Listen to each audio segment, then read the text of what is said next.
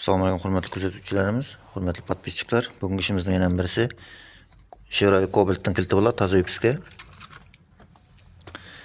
Tak, klientning kiliti, mana bunday mexanizmi buzilib ketdilar. Toza ipska kilitimiz. Hozir buni original родной korpusga ko'chirib beryapmiz. Bizda vыбор bor. Kitaysk korpuslarimiz ham bor, original родной korpuslar ham bor bizda. Xabarlashaverasizlar. Zaodno batareyasini tekshirib ko'ramiz. X qo'shda spesialniy shunday funksiyasi bor.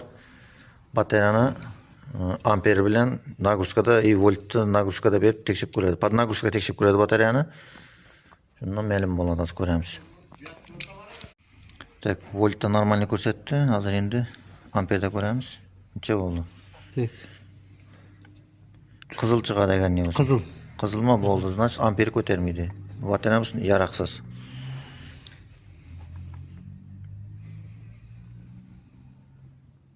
Budan bunday bo'ldi. Qizilmi?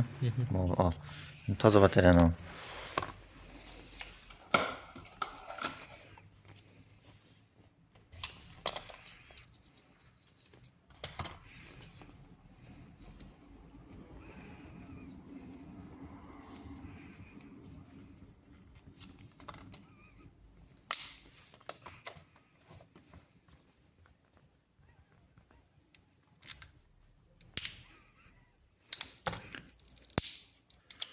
Mayli buni upakovkani ochqan deydim o'g'lim.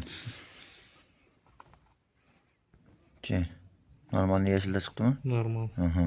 Bo'ldi. Bunda ikki batareyamiz o'zi yaroqsiz.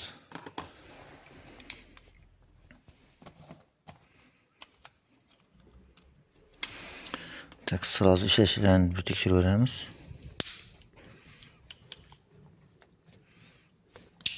Tak. Chipni o'qitib ko'rishdi.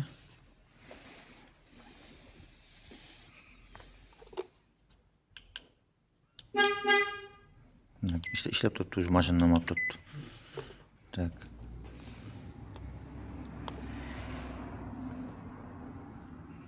Chitina chipi.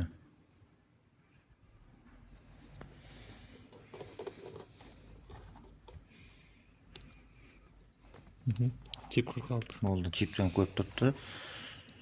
Kilitimiz tayyor. Ishlashlari. Xabarlashaverasizlar. Ekran nomer qoldiraman.